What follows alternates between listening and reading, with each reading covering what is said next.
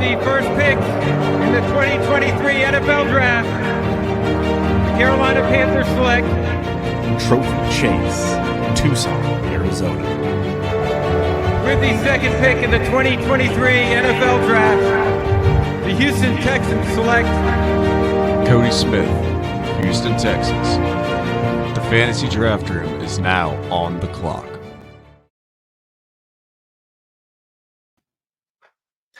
Welcome to the fantasy draft room. I am Chase. With me, as always, my man Cody. What is going on tonight? Man, we've got a East breakdown for all of the people tonight. We are splitting it up between the AFC and the NFC. Tonight, we are talking about the AFC East, all of their teams, all of their fantasy implications, every single player that actually matters. We forget the rest of them, but the ones that actually matter, we're going to go through them all through the AFC East for y'all today.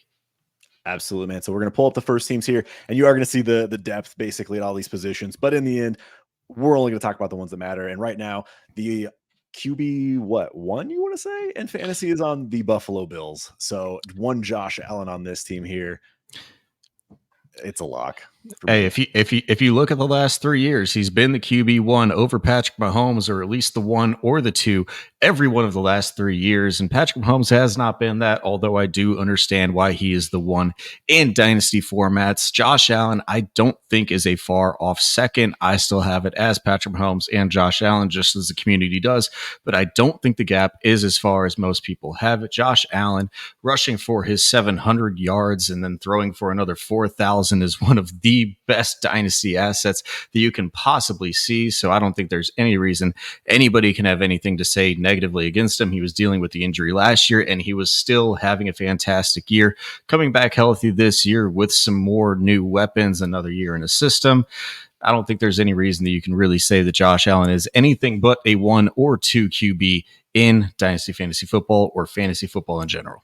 Yeah, you hit it right on the head there. I have zero disagreements here, so I'm actually just going to move on to the running back room because I'm with you. He's top 2 no matter what, and I get why. Like I get where you're coming from when it comes to the dynasty value of Mahomes and Allen not being that far off. So running back position here, we're looking at James Cook, Damian Harris, Lat Murray, and Darrington Evans on the 4 deep at this moment in time.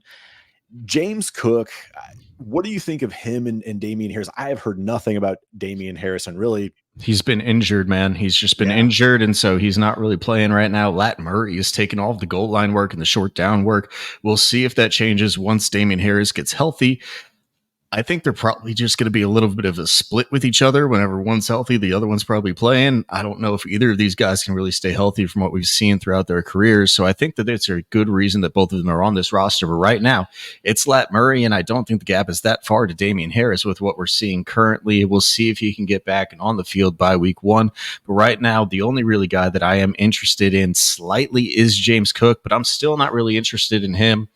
I don't think he has much of a role out of the passing game. We haven't seen this offense ever target the running back heavily in the passing game. And then what is his goal line work going to be? I think he can be really good between the 20s, but what does it do whenever he's rushing for 15 rushes for 75 yards? That's just an RB3 week, man. Like, it really doesn't matter that much for me. Yeah, I mean, for me, James Cook is definitely the highlight, I guess you want to call it, of this running back room. He's at RB22 overall in Dynasty, according to Keep Trade Cut, which sounds about right. Like he's in the same likes of, Cam Akers, Miles Sanders, Rashad White, like that whole range, Mixon, Alexander Madison. So, I think he can be an RB2. I do. I think James Cook can be an RB2 in this offense. I'm not super excited about having him on my rosters or being someone that like I want to roster now. I don't know if the running back position in this offense is just one that's going to like thrive and give you those types of performances. So we'll see. Maybe they do decide to utilize him a lot more in the passing game and giving him that one, number 1 down running back work. Like, I just don't know if he's going to run between the tackles the way we need him to. So RB2 for me. Would you spend a first to go get him? Like absolutely 2 seconds? Okay. No. People single second, maybe. Okay. Yeah.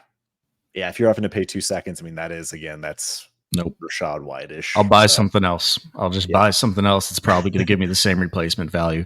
I mean, he was talking about getting the receiving targets last year, and then they drafted somebody else that's going to play those slot receiving targets that we'll be talking about here in a bit as well. But let's get into this wide receiver core before we touch on the other receiving roles. It is obviously headlined by Stephon Diggs, and all that I have to ask you with Stephon Diggs, do you think another top 5 season could be on the horizon for Stephon Diggs? I think it personally can. I think I'd have him at about wide receiver 4 or 5 if I had to really do my rankings right now for a redraft league. And honestly, in dynasty leagues with the way we play, he's probably not any further outside than like 12. Yeah, no, Stephon Diggs is another guy that's going to be top 5 for me this year. And I know people are talking about, like, all you hear right now is Dalton Kincaid. What's going on there? Is this Gabe Davis's season? Like, no one's really talked about Diggs and what he can be this year. And he's 29 years old, but he is an absolute monster still. He's one of the best wide receivers in the league. So yes, top 5 for me for redraft. And I love him for dynasty too. Like, I still think he has a few years left. So he's a guy that I have a lot of as well, but I just don't know that I'd be willing to sell him either. Like, if you're worried about an age cliff. No, absolutely not. You and me both play the same way. We have a lot of Stephon Diggs across our leagues. If you don't have him, I probably have him if we're playing in the same league. But past Stephon Diggs, we've got Gabe Davis, who I think at this point we just kind of know what he is. I don't think there's really a progression, a step that we were projecting last year. I don't think that's really going to happen anymore. You think he's just kind of one of those guys, you like him a lot more in best ball than you do a lineup league. I don't think I'm really trying to rely on him outside of a wide receiver 5, wide receiver 6 role if I'm playing in lineup. I think he's just a really good best ball play that is going to hit that a couple of games where he's going to hit 100 yards and 2 touchdowns. And that's exactly it. He is purely a best ball play. If I have him in line, I will not have him in lineup. I will put it that way. So in redraft, if you're drafting yourself some Gabe Davis, like, you're just going to be playing a dart game week in and week out. Is he going to have 2 touchdowns? Is he going to, throw up a 0 for you? So, yep, I'm with you there. I think Khalil Shakir is in the same boat, just best ball only late round kind of guy. And these rest of these guys are just depth pieces. Like, none of them really do matter with Deontay Hardy, Trent Sherfield, Justin Shorter. Again, super deep best ball leagues maybe, but outside of that, I have zero interest in them in either shorter roster leagues or lineup leagues. Yeah, the only one that I've really heard any buzz about outside of Khalil Shakir playing a little bit of slot role is Deontay Hardy being that outside X deep threat guy. If you want another replacement for like a Gabe Davis role, if they need to be a little bit rotational, but again, that is deep best ball leagues only. And then we need to get into, I mean, they have him listed here as the second string tight end. I just pulled these today. How could it possibly be that the tight end 5 in Dynasty is a second string tight end? Dalton Kincaid, the rookie drafted, is currently listed second on the depth chart. Obviously, we don't think he's going to be second on the depth chart whenever the season comes, but people are way overhyped on him, in our opinion. Yeah, this is not all that surprising if this would be the depth chart either. I do think that, people disregarding Dawson Knox and what his contract, or like, he does have a contract there that they actually, re-signed him to. So they are planning to use both of these guys in some way, shape, or form, and both of them are going to be on the field, which is going to be a problem for both of them. I do like the talent of Dalton Kincaid. He was definitely one of our top tight ends coming out this year in this class. And I know the situation, it seems like he might be the number 3 passing option potentially in this offense too. That's the hope. So we'll see what that actually does, pan out to be. I like him. I do. The problem is of where he's valued right now in Dynasty. I don't have any Dalton Kincaid for that exact reason. Like, there's not a lot of players that you would be able to kind of give up to get Dalton Kincaid. It would actually have to be a haul. And even if I did have him, I wouldn't have him because I would have sold him by now, because his value is so insanely high. Like, I think he compares a lot to what I think Chigokonkwo was at the end of last year. I think that's kind of the role that we could see, except for the fact that they had no other wide receivers there at the end of the year. And that was really the only reason that Chigokonkwo was thriving. I get that this is a much better passing, more high volume passing offense, but I don't think that's enough to make up the gap between what we're valuing Chigokonkwo at and then like tight end 5 in Dynasty. Like, yeah. It's just crazy. If I had him, I'd down tier him. I love the talent. I love the player himself. He looks very good in camp and everything, but it's not enough for me to say anywhere near that he is tight end 5, a bunch of above a bunch of other guys. I'd rather down tier him every single day of the week. At cost, like in all honesty, in best ball leagues, I want Dawson Knox. I just feel like he's going to be the cheapest to acquire, and there's a really good chance he's going to have just as many spike week games to crack your lineup as Dalton Kincaid potentially could. I mean, I think Dalton Kincaid will have some more games if they truly do feature him, but at cost, I just think I'm willing to take that shot on Dawson Knox because the tight end position is so, quote unquote replaceable. And so you can find that kind of value if you can get him for cheap. So anything else you want to touch on with these Buffalo Bills? Nope, I agree, man. I think that covers all the Buffalo Bills. Let's get into our next team. That is the Miami Dolphins, led by the resurgence of Tua Tagovailoa. And obviously, this is just a health bet, right? I mean, he's probably going to be a quarterback 10 to 15 if he's healthy throughout all of the year. Obviously, he's backed up in a high leverage backup in Mike White. We've seen him be good at times. Mike motherfucking White Lightning is going to come in with a storm if he can get in as a replacement for Tua. So if you want to roster him on some dynasty leagues or some deep replacement quarterbacks, I definitely think he's rosterable with one of the most high leverage positions. And throwing to the wide receiver core that we'll talk to in a bit, Skylar Thompson, obviously you should cut him if he's anywhere. But what are your thoughts about Tua Tagovailoa in this quarterback room? Yeah, I mean, he got, after his first couple weeks last season, he got pumped all the way up into the top 10 in Dynasty. And, when you have a guy like Tua throwing to Tyreek and to Waddle, that's exciting. That's very exciting. So I am interested to see if he can kind of continue on that success path and stay healthy as well, because that's been a big thing throughout his career, not just the concussion issues. He's just had availability issues. So if he's a quarterback that's not available, that's going to be a problem. But yeah, I like him. I think he could be a very, very good guy. I mean, I'm going to dive into wide receiver versus going running back here because I've been pumping Tyree 2K over here. We're going to have Tyreek with 2K this season. That's like my bold prediction. I just feel like it's going to happen. If Tua and Tyreek are both healthy this entire season, Tyreek's going to freaking smash. Like he was a guy that I think you're seeing in underdog drafts and you're seeing in these redraft leagues going below the likes of Cooper Kupp, Justin Jefferson, Jamar Chase. And I understand they're very good players, but I wouldn't I'd be stoked to get Tyreek Hill at the 5, 6, 7 slot in some of those drafts. Yeah, give me some Tyreek this year, but Jalen Waddle is going to be very good as well. What do you think of this wide receiver core? Obviously, it's a very centralized offense, man. It's what we want to see for fantasy. It is literally two guys in the passing game. They don't really throw to running backs and they don't really throw to tight ends either. It is literally Tyreek Hill and Jalen Waddle probably getting 25% of the target share, both at minimum. And so you absolutely love it for both of these guys.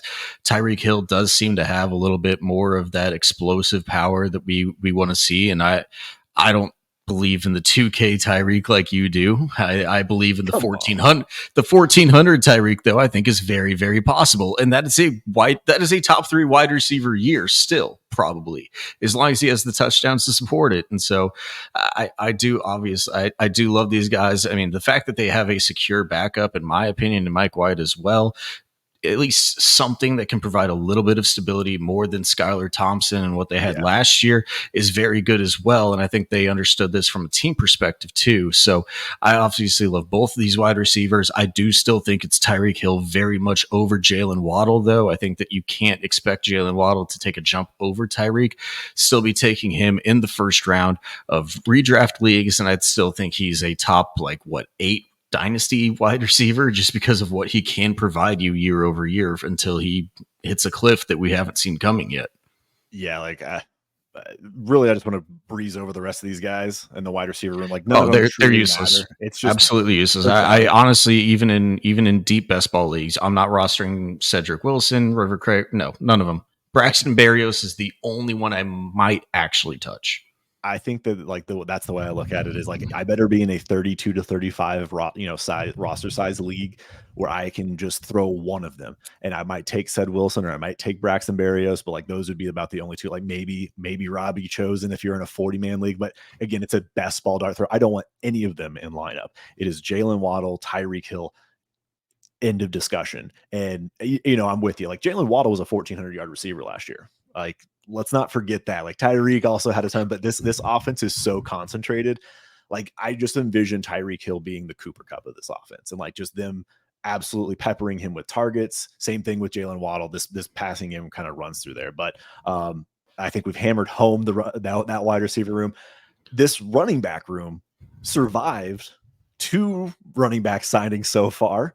And it seems like it's kind of taken shape if healthy.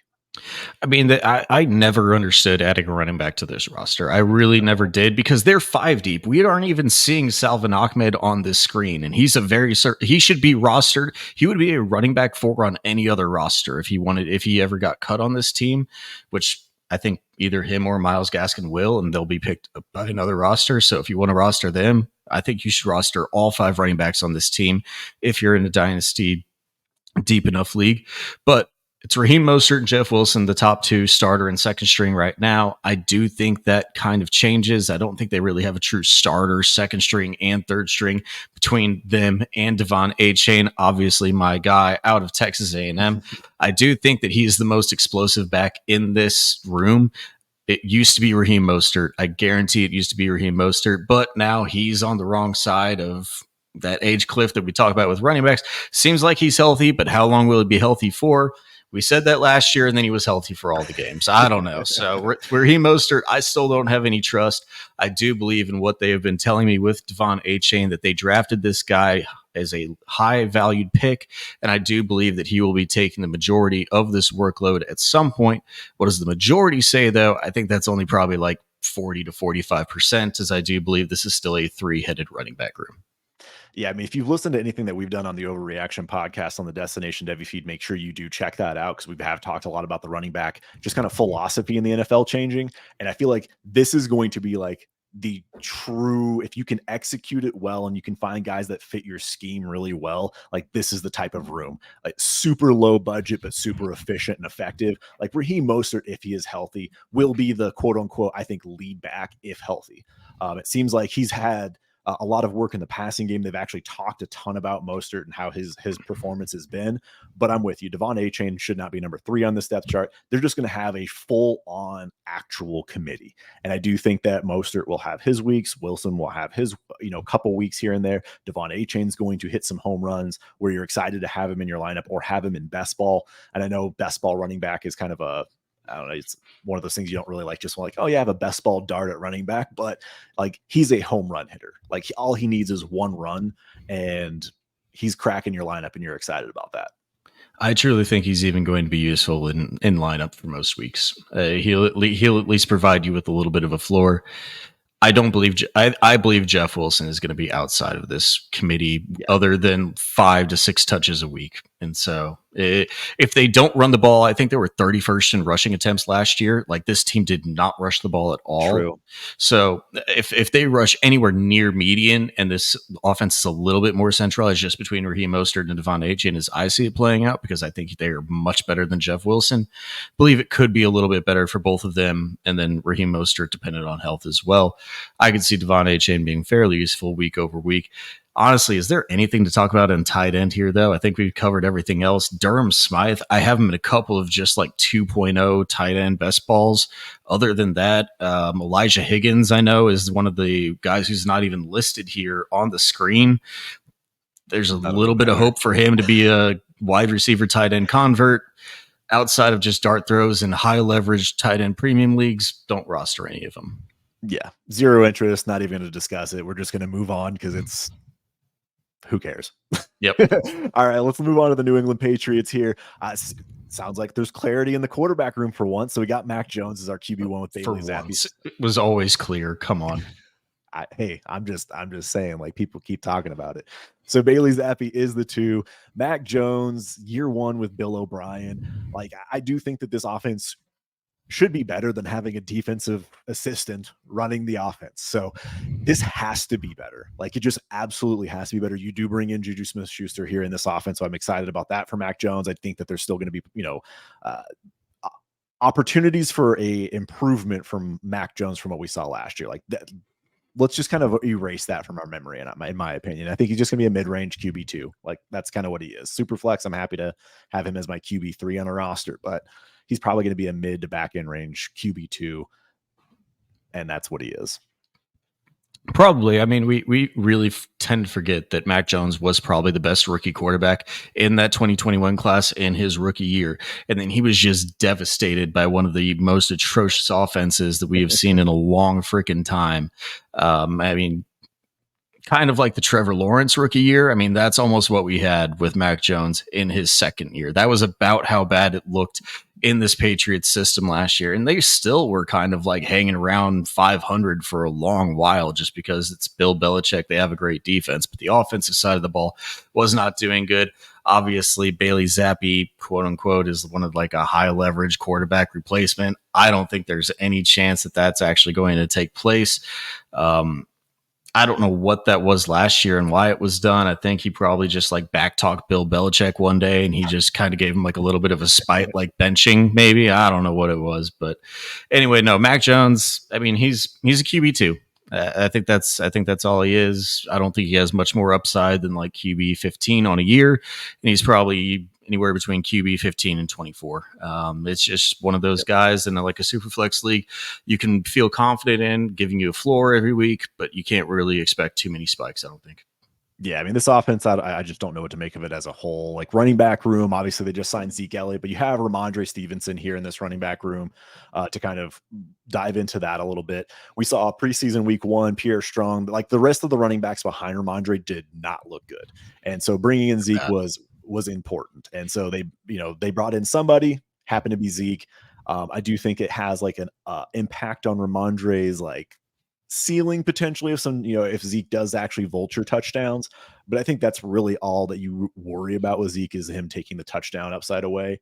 I think the rest of this is going to be intact for Ramondre. I think he's going to have a monster season. I would say he's an RB1 this year, like without a doubt, in my opinion. So I'm happy to have him in redraft leagues. And I've been kind of getting him because he is under contract for 2 more years this year and next year. He's a guy that, I know we're looking at running back in a 1-year window, but he has 2 years there in an offense that has historically liked to use an actual running back. Well, I mean, historically, they've been just the absolute committee of all committees that has kind of led to what the modern day NFL is looking like. However, before Zeke got here, the rest of their running backs were absolutely trash. I mean, we don't see Kevin Harris listed here. If you own him anywhere, just freaking cut him. He should not be rostered, in my opinion, anymore. Pierre Strong, barely rosterable. Ty Montgomery, if he's actually healthy, which we don't know if I haven't really heard much since he went down. I was picking him up in some places, but looks like with Zeke Elliott coming in that I don't really have any hopes for Ty Montgomery coming back anytime soon, or at least to anything of a useful role. I think this is really a 2 running back room between Ramondre and Ezekiel Elliott. And I do think Zeke Elliott can take away from some of those short down leverage opportunities that we saw from him actually being good in last year. Like there was some areas where Zeke was good last year, if you don't remember it, and he was good in short yardage situations and goal line situations. So, and then he's also good as a 3rd down pass protector. So there's enough things there to give me some hesitation about Ramondre, but I don't think over the course of a season and over the course of all the snaps of a game that it's actually going to matter that much. I would still be very much in on Ramondre Stevenson. And if there is a dip in his value because of an Ezekiel Elliott signing, I'd very much be in on buying that. Yeah, I think, Stevenson last year had 70% of the snaps at least for most of those weeks, 70 to 75% of those snaps. And Damian Harris actually had a significant role the year prior. Like they do want to use 2 backs there. Like that's the bottom line. They want to use 2. Ramondre's still the 1 in this, and it's clear cut. But like, let's not count out Zeke. I think Zeke will have some best ball weeks for you. Would be happy to have him, but I'm not starting him in a lineup league. There's no shot. So, I mean, he's still a very high leverage handcuff, though. I mean, he's still going to. If Ramondre were to ever go down, he is the plotter of all plotters, probably at this point. But I mean, if Ramondre goes down, that man is getting 25 touches a game. This is very and true. So you will know when to start Ezekiel Elliott. And so yes, I would roster him everywhere. I mean, I don't know if I'd go as far as saying that I would still send out those thirds that I was doing at one point for the Ezekiel Elliott and Leonard Fournettes. But I mean, what are you going to use a third for? You're going to use it for a spot start. Exactly. And you're going to use a spot start on Ezekiel Elliott at some point this year. Like unless Ramondre plays 17 games fully healthy, Ezekiel Elliott is going to have spot starts this year. And I would rather just bet my third on that now than trying to bet it on whenever I need it. I mean, I would still do it, man. What is the replacement value of the third? I'm with you 1,000%. So, but here's my real question though. Like, do you actually think you can get Zeke Elliott for a third right now? Yeah. You think so? I want to try it out. Like, I'm going to go send out offers, and we'll update this to see if we can get it done or what it's going to take to get done. But I do think people still think, he's going to have some touches where people are going to want a second. I just the name value alone on what we talked about earlier. But that's the problem. It's like the second is where I'm like, all right, do you want to do that right now? Do you want to send the second out for Zeke Elliott? No. I'm not doing that. But I think the time to do it was whenever he was a free agent. It was what I did with him and Leonard Fournette back a month ago, and I got a lot of shares for thirds of Zeke Elliott and Leonard Fournette just because they didn't have a team. Yep. And so I'm very happy with that. But let's dive into this wide receiver room, and that is going to be Juju Smith-Schuster headlining it, Devontae Parker, Kendrick Bourne, and there's absolutely nothing else. I mean, this wide receiver room is one of the worst in the freaking league, man. I'm just now seeing that I accidentally did not clip the tight ends, but those are Hunter Henry and Mike Gesicki. Those are the only two that really matter. But in the wide receiver room, do you care about anything in a lineup league outside of Juju? I would say pass catchers in general, like even if you include tight ends in this, like I think Juju's about the only one I really want in a lineup league. Like I just don't know what to make of this offense. I am optimistic about Bill O'Brien being there, but like Tyquan Thornton, like they're trying to say he's going to be the new Will Fuller at some point. And it's like, okay, like Kayshon Boutte sounded like he's garbage. Demario Douglas is flash. And it's like, whatever. I don't want to start any of these guys. Best ball, sure. Take a dart on some of them, but like, Devontae Parker's not going to be anything special. We had that one year that just kind of brought him back to fantasy, relevance after we thought he was dead. And then he's shown us again why he's just Devontae Parker. Which means he's probably due, right? Like this is the season. Then he's going to smash this year and then fall off the face of the earth. So, but yeah, I lineup leagues don't care. Best ball leagues, I want both of the tight ends, Gesicki and Hunter Henry for sure, and then Parker, Bourne. I'd say I'd take a late deep dart on Tyquan. Maybe. I'm honestly the only wide receiver I'll roster in any league. I'll roster Juju, Devontae Parker, and Demario Douglas. Those are the only three. I'm not even rostering Kendrick Bourne or Tyquan anymore.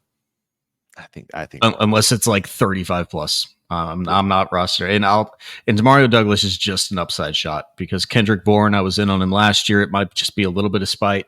I do think he's probably third to start off the year, but he just sucked last year, man. Like he got benched at the beginning of the year.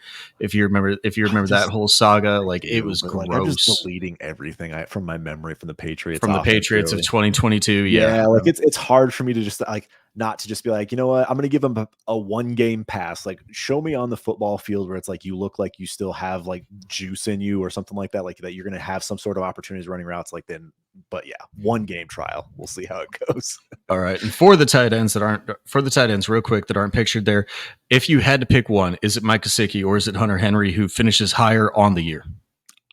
I think it's going to be Hunter Henry. Like I want the touchdowns. Like that's where I'm at. Like I love Mike Gesicki. I love the talent. I just don't.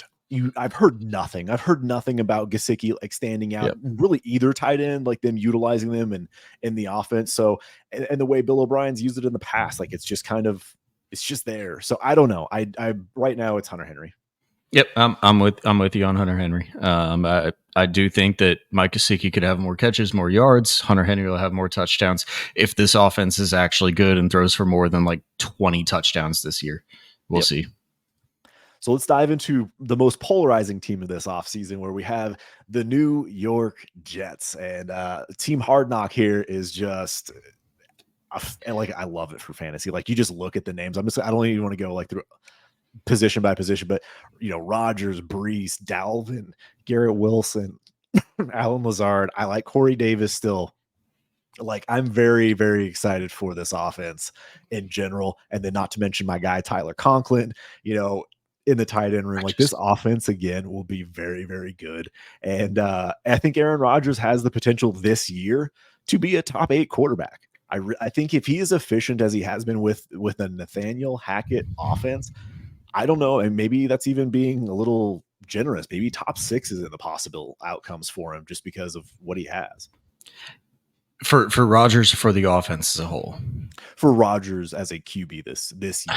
I don't think he's getting there because he literally provides nothing on the ground. I mean, maybe he gets like his 2 rushing touchdowns, just that he like for some reason scrambles out. He rolls out on that like Peyton Manning naked bootleg and just scores 2 touchdowns that way. It seems like he does that every year, but I just don't think he provides enough on the ground unless he's throwing for literally like 5,000 yards. I don't know if he has what it takes anymore in today's current quarterback climate to actually get to top 6.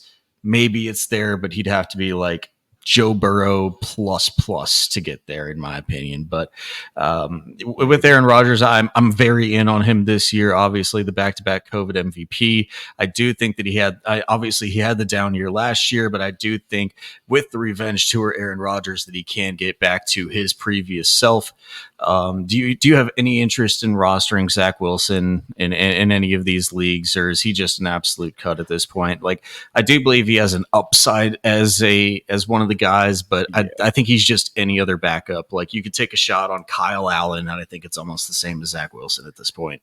I think because of his draft capital, like I'd be willing to, if I have him on my team, I'm not dropping him necessarily, but like you're just kind of hoping that he gets another chance somewhere. I mean, at this point, technically he's droppable. Like really, if you really think about it, he's not playing this year, barring an Aaron Rodgers retirement. He's not playing next year or injury.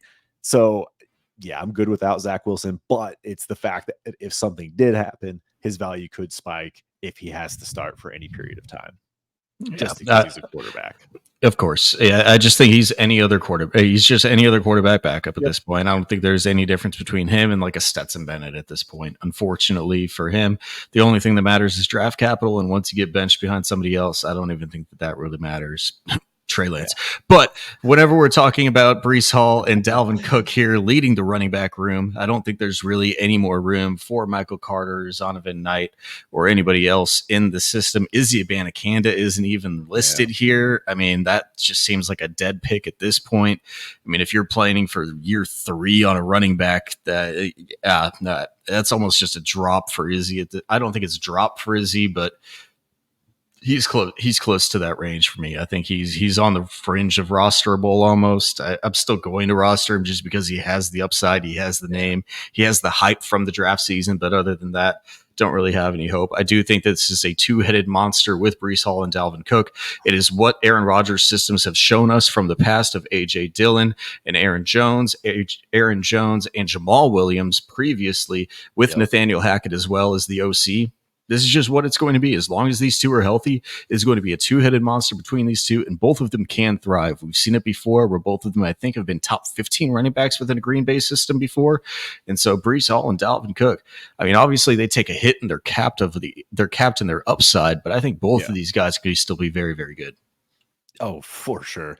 And if anyone thinks that it's Dalvin Cook's backfield, I think you're going to be sadly mistaken come season. This is Breece Hall's backfield if he's healthy. Yes, Dalvin Cook can probably take over until he's, eased into the season, but let's be real. And like, unless Dalvin Cook absolutely smashes and is like, I'm not going to give this backfield back, I don't see that ever happening. So this is Breece Hall's backfield. I want Breece Hall in Dynasty. I want both of these running backs this year. If I have to start them in a lineup, I think I would be comfortable starting a Dalvin Cook. Like if I had to in a deeper league, like I think I'd be good with it. I do think that Dalvin's still going to be relevant to a sense, at least being an RB2, and you're just hoping for a smash week for him. But yeah, like I'm super excited for this running back room. Like I could see Aaron Rodgers passing to either of these running backs quite a bit this year too. So which is why, again, short passes, efficient passes, and let someone else just do all the work for you. This is going to be such a fun offense to watch. That's going to be one of the biggest things for me to watch is like typically they've had a bruiser and then they've had the pass catching back. And it's been Aaron Jones as the pass catching back for all of their time while they've been in this type of a system between the two. But both of these guys are fantastic pass catchers as well. I think Breece is a little bit better, a little bit more explosive at this point in his career, at least once he recovers from that ACL injury. But Dalvin Cook, I mean, we've seen him. He's been perfectly fine at taking that workhorse role as well. And so I'm very interested to see the passing game work between these two. I think maybe if that like splits 50-50 somehow, it could lean to both of them being a little bit lower. I don't know. Both of them are going to be good. The only issue that I have and the only concern that I have with this team is the offensive line because it's a little bit weak. But with these two running backs and all of the wide receiving weapons that they have, I think they can take the load off the offensive line, keeping them guessing. Is it a run? Is it a play action pass? I think that's going to be very good for all of these guys. But let's get into the wide receivers. Yeah, I mean, there's really only one to talk about. Garrett Wilson, you want to start, you want to have in best ball, you want to have in dynasty. Like Garrett Wilson is good, and it sounds like from everything we're hearing in camp that he is I think he's going to smash every expectation this year. I think he's going to have a breakout season, like a legitimate breakout season. Like we talk like, oh, he's going to improve from last year, and yeah, if he improves, that's great. But like I think he's going to absolutely crush. I think he's going to be a 1,400-yard receiver this year. I think this might actually be his chance to shine. I like Lazard. I like Corey Davis. I like Mecole Hardman, Randall Cobb. Like they fit this offense well, but they're best ball plays. And they're not like I'm out here hunting for any of them. I'm totally good with just rolling with them. And then Tyler Conklin. I think Tyler Conklin's a true person I would actually be interested in at tight end for my, punting tight end rooms. So I was going to ask you, can Garrett Wilson be before I say what I'm going to say? Can Garrett Wilson be Davante Adams? Can he be the next Davante Adams for Aaron Rodgers? Yes. And then can he be 2020 Davante Adams for Aaron Rodgers? And I just looked up Davante Adams' stat line from 2020, and holy hell, yeah, man, Davante Adams is good, and let's 149 targets, 115 catches, 1,400 yards, and 18 touchdowns. That's the thing, though, is like so not only was he super efficient with like 18 touchdowns, like Aaron Rodgers loves to pass the ball in the red zone. Like he loves to pass the ball. Like he will have 220 yards passing and 4 touchdowns. And like that's the thing with Aaron Rodgers. While he, talking about him earlier, may not have 5,000 in the air, he could easily have 40-something touchdowns. Like that's just what I could see happening. Could Garrett Wilson be 2020 Davante Adams? I don't know about that. I think yardage wise and efficiency wise, like, yeah, I think Aaron Rodgers is going to give, Garrett Wilson the target share, and can he be that efficient? Awesome. Like that's going to be really exciting. I just don't know about 18 touchdowns. Like that's an insane number of touchdowns in one year. Yeah. But outside of Garrett Wilson, Allen Lazard, Corey Davis, Mecole Hardman, Randall Cobb, I don't think we have any hope for those guys outside of just best ball leagues. I don't think you ever want to be starting them week over week unless Garrett Wilson were to go down. Outside of that, the tight ends that are not listed here: Tyler Conklin, CJ Uzomah, Jeremy Ruckert, and Kenny Yeboah. Don't know who that is. However, do you have any concerns for Tyler Conklin? Because I'm a Tyler Conklin guy as well. I think he's going to be the one tight end for this offense. But do you have any concerns about CJ Uzomah or Jeremy Ruckert cutting into his workload for this year? No. Easy answer is no. Like Tyler Conklin's going to be the guy. Like there was a chart on Twitter, and I wish I knew who did put it up there earlier today, but it showed like the blocking rate versus passing routes rate based on tight ends, and legitimately CJ Uzomah's only reason he was on the field is to block. Like he is a blocker in this offense, and Tyler Conklin will run the routes, and that's what he's good at. So I'm super excited for Conklin this year, especially in best ball where I don't have to choose to start him. But I think even with lineup leagues, like if I'm in a 0 tight end type of league where I'm like, I just punted tight end, I'd be comfortable. Like he'd be one of those guys that I'd be like, all right, let's see what I can get in my, redraft league here. Like, let's see if I can get some points out of old Conklin. I think I'd be okay with that. Yeah. I mean, if he gets, 80% of the tight end targets, he has the chance of being a legitimate top 10 tight end this year. I think that's fully and well within the range of outcomes. So I'm very much on Conklin as well. I also don't have the fears about CJ Uzomah or Jeremy Ruckert. So I'm a Conklin guy through and through. I think we both are here. I just can't believe you didn't know my guy, Kenny Yeboah. I was a little surprised to hear that, tight end out of Ole Miss, like came out a couple years ago. Yeah, like there was like a brief spike of hype about him. No, but like no worries at all about him. The Ruckert excitement, no, same thing. I'm rolling with Conklin. So, anything else you want to touch on with these Jets? No, I'm just really excited to watch this team, especially through Hard Knocks. I haven't seen any of the episodes yet, but to watch them through the rest of this offseason and to watch the Aaron Rodgers Revenge Tour, I really want to see this team do well. Yeah, it's one of those weird times when I might actually cheer for the Jets this year. It's hate doing it. But yeah, that's unfortunate. Me too. Let us know what your guys' thoughts are on this this AFC East this upcoming season. Comment down below. Make sure you like this video, subscribe to the channel. It helps us out a ton. And thank you so much for joining us here in the Fantasy Draft Room.